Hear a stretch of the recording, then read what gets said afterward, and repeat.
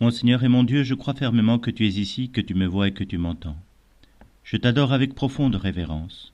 Je te demande le pardon de mes péchés et la grâce de faire avec profit ce moment de prière.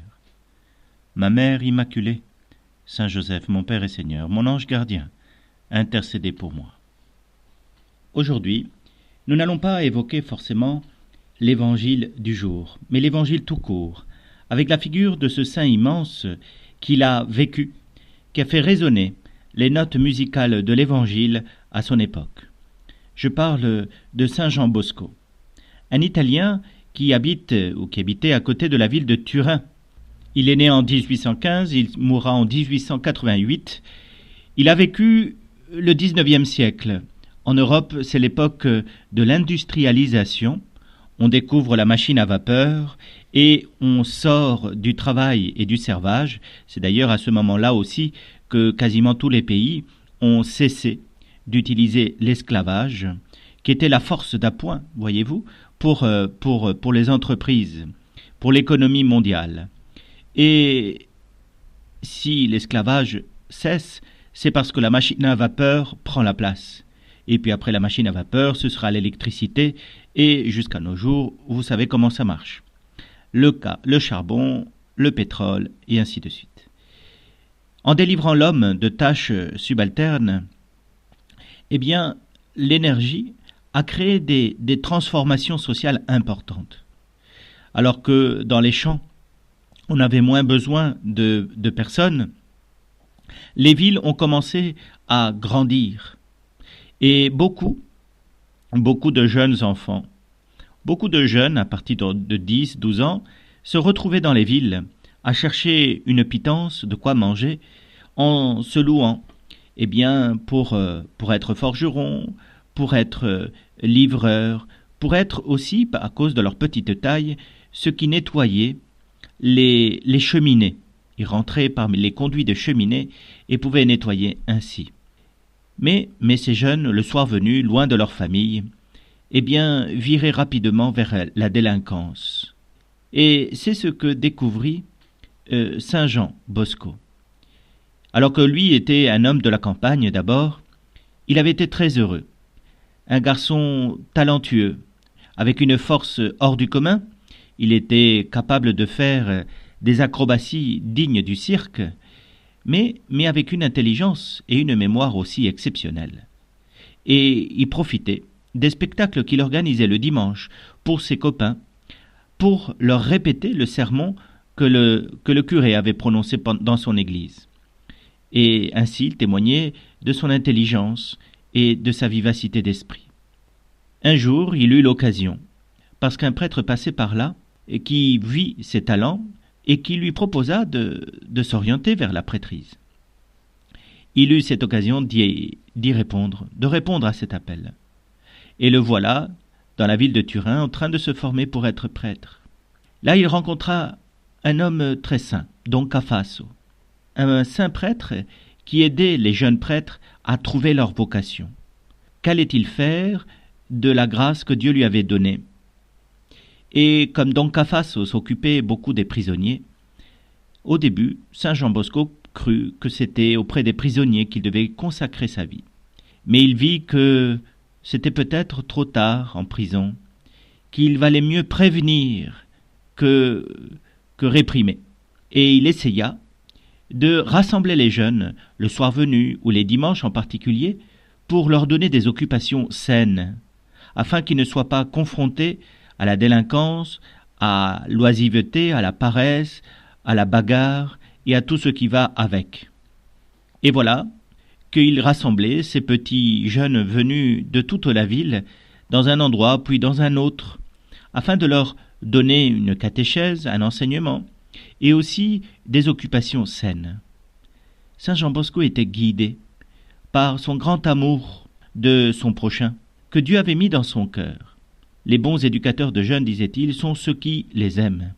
Et c'est comme ça qu'il agissait pour leur venir au secours. Il était inspiré régulièrement par des songes. Dieu lui parlait, comme à Saint Joseph, par des songes. Et il voyait, comme une image, comme un film, ce que Dieu lui demandait d'accomplir. Un de ces songes, je me rappelle, c'est celui qui concernait un petit groupe de jeunes dont il avait la charge, où il y aura le futur Saint Dominique Savio. Ces petits jeunes avaient monté une petite société de Marie, un groupe au milieu des autres qui priait un peu plus souvent la Vierge Marie. Saint Jean Bosco eut une vision. Il vit la Vierge Marie avec son grand manteau, qui, dans son grand manteau, accueillait tous ces jeunes. Et ils étaient là, très heureux, de la prier et d'être avec elle. Et puis, devant la Vierge Marie, il y avait un monstre, un diplodocus, une sorte de dinosaure immense, qui, avec ses grandes pattes, hélas, faisait du mal à la jeunesse, en écrasait une, bousculait une autre, et détruisait ces vies jeunes qui se trouvaient sous ses pattes.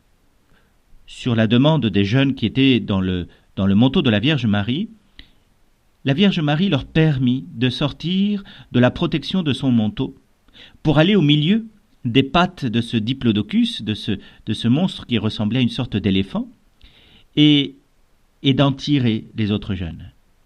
Alors, au milieu des grands dangers de ces pattes immenses qui les écrasaient, les jeunes serviteurs de Marie se lançaient, prenaient dans leurs bras un ami, un collègue, un compagnon, et les ramenaient sous le manteau de la Vierge Marie.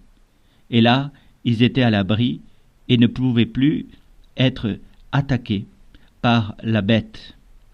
Ce songe, Don Bosco l'a bien vite compris.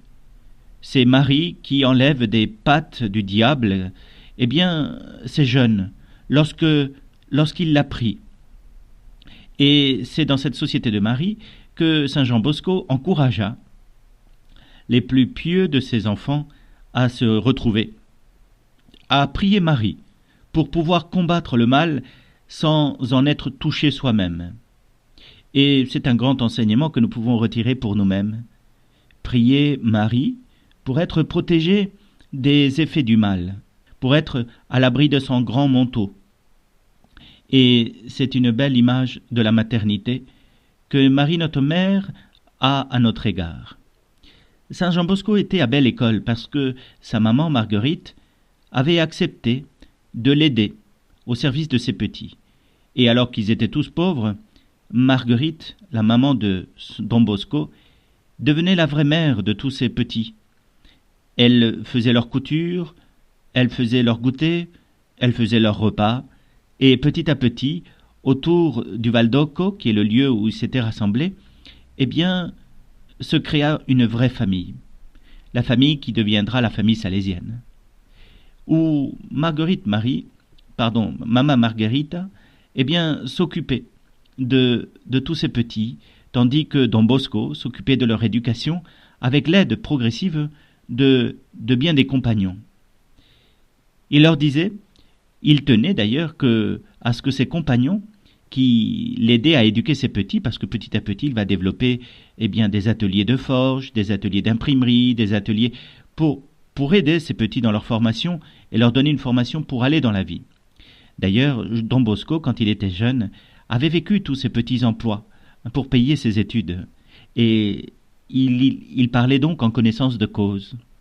Il leur enseignait tout cela, et il disait à ses éducateurs, pour éduquer les petits, il faut d'abord acquérir leur confiance. Et pour ça, rien de mieux que de jouer avec eux. Et dans les récréations, les éducateurs avaient l'obligation, par Don Bosco, d'aller jouer avec les petits, pour créer ces liens forts qui permettent de créer la confiance et ensuite d'aller plus loin, de grandir. Don Bosco a fait bien des choses. Il disait par exemple à un jeune un peu trop triste dans la cour, il s'agissait de Dominique Savio, qui était un peu sérieux, un peu trop sérieux à ce moment-là. Lui qui était un garçon très brillant, à un moment donné, il prenait tellement au sérieux sa vie spirituelle qu'il en devenait triste. Et Saint Jean Bosco lui rappela ces petites paroles que nous pouvons faire nôtres. Attention Dominique, un saint triste est un triste saint. Oui, parce que celui qui a Dieu dans son cœur vit de la joie de Dieu. Et il y a quelque chose de profondément paisible qui s'instaure en nous et nous donne confiance pour aller de l'avant.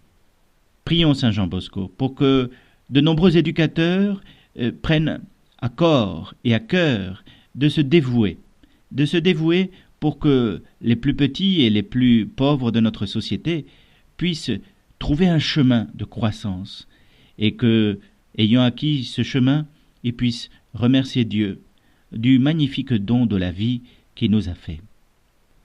Mon Seigneur et mon Dieu, je te remercie pour tous les actes d'amour que tu m'as inspirés pendant ce temps de prière. Ma Mère Immaculée, Saint Joseph, mon Père et Seigneur, mon ange gardien, priez pour moi.